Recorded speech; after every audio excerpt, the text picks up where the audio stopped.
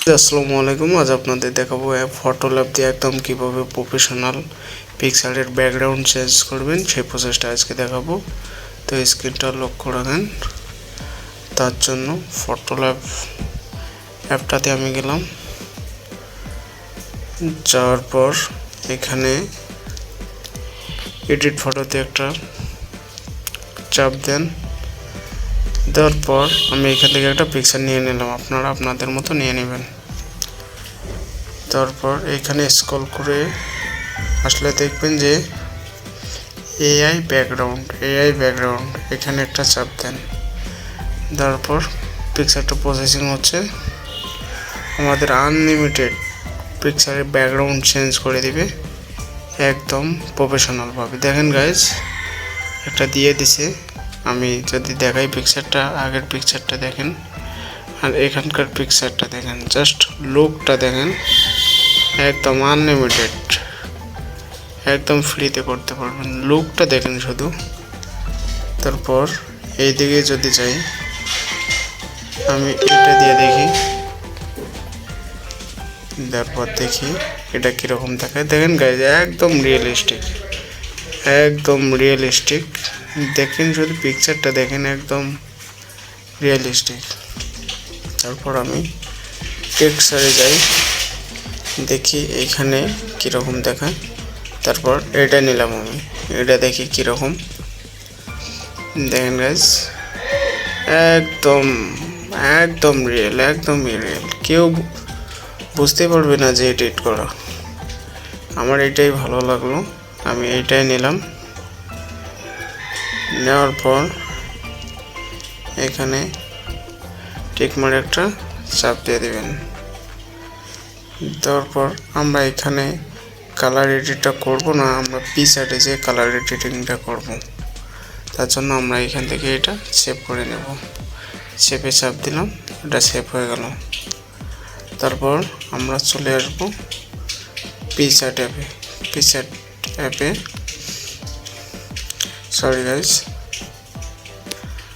তারপর আমরা চলে আসব পিকচার ট্যাবে চলে গেলাম আমি। আপনাদের না থাকলে আপনারা প্লে স্টোর থেকে ডাউনলোড করবেন। প্লাস আইকনে একটা চাপ দিলাম। তারপর যে পিকচারটা সেভ করলাম এই পিকচারটা নিয়ে নিলাম। নেওয়ার পর এই ফটো ল্যাব এটা আমরা রিমুভ করব। তার জন্য এই যে রিমুভ নামে একটা অপশান আছে, এখানে একটা চাপ দেবেন। দেওয়ার পর যেখানটায় লেখা আছে এইখানে এরেজ করে দেবেন। এখানে এরকম করে এরেজ করে দেওয়ার পর এখানে রিমুভে একটা চাপ দেবেন। দেওয়ার পর আমাদের লেখাটা রিমুভ করে দিবে। তারপর টিকমার্কে একটা আবার চাপ দিবেন। দেওয়ার পর এখানে টুলসে একটা চাপ দেবেন। তারপর এখানে আমরা সাইজটা একটু বাড়াই নেব। এখানে আমরা দিলাম 3000। না, এটা হচ্ছে না, এত বড় সাইজ হবে না, 2000। হ্যাঁ, এই সাইজটা নিচে। তারপর আবার টুলসে যাব, যাওয়ার পর অ্যাডজাস্টে যাব। যাওয়ার পর এখানে আমরা একটু আমাদের মতো পিকচারটা কাস্টমাইজ করে নেব। রেজোলিউশনটা আমি একটু বাড়াই দিলাম। আপনারা আপনাদের মতো আটায় বাড়ায় পিকচার অনুযায়ী এটা আটায় কমায় দেখতে পারেন। আমি হাইলাইটটা একটু বাড়াই দিই। তারপর টিকমার্কে একটা আবার চাপ দেবেন। তারপর মোটামুটি সব কাজ শেষ, আমি একটা লোগো লাগাবো। এখানে এই স্টিকারে একটা চাপ দিলাম। দেওয়ার পর এই সার্চ অপশানে যাওয়ার পর এখানে সিম্পলি লিখবেন লোগো, লোগো লিখলাম। তারপর দেখেন অনেকগুলো লোগো আসলো। এইখান থেকে আমরা যে কোনো একটা লোগো চয়েস করে নেব। আমার এটা ভালো লাগতেছে, আমি এটা নিলাম। আপনারা আপনাদের পিকচার মতো লোগোটা নিয়ে নেবেন। আমি এটা এখানে দিয়ে দিলাম।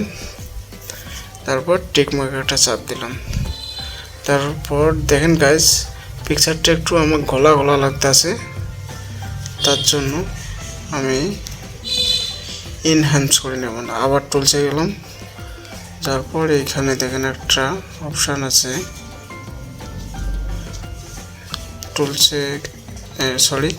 টুলসে গেলাম, যাওয়ার পরে এখানে দেখেন একটা অপশান আছে ইনহ্যান্স। এখানে পিকচারটা সিম্পলি ইনহ্যান্স করে নেব। দেখেন প্রসেসিং হচ্ছে, পিকচারটা একদম এইচডি কোয়ালিটির করে দিবে। ইনহ্যান্স হচ্ছে।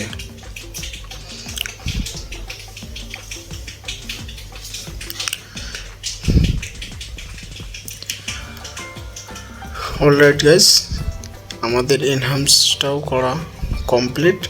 দেখেন গাইস কীরকম ছিল, আমি যদি একটু জুম করে দেখাই, দেখেন একদম গলা থেকে একদম এইচডি ক্লিয়ার করে দিছে আমাদের পিকচারটা। দেখেন একদম এইচডি।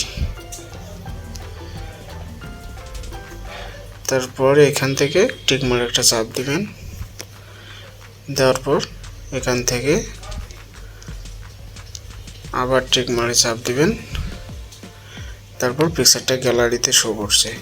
তো গাইজ এরকম পিকচার যদি এডিট করে ফেসবুক বা অন্য অন্য সোশ্যাল মিডিয়ায় ছাড়েন, সবাই দেখে অবাক হবে, এডিটের বাপ বলবে আপনাকে। তো গাইজ এ পর্যন্ত আজকের ভিডিওটা ভালো লাগলে সাবস্ক্রাইব করে পাশে থাকবেন।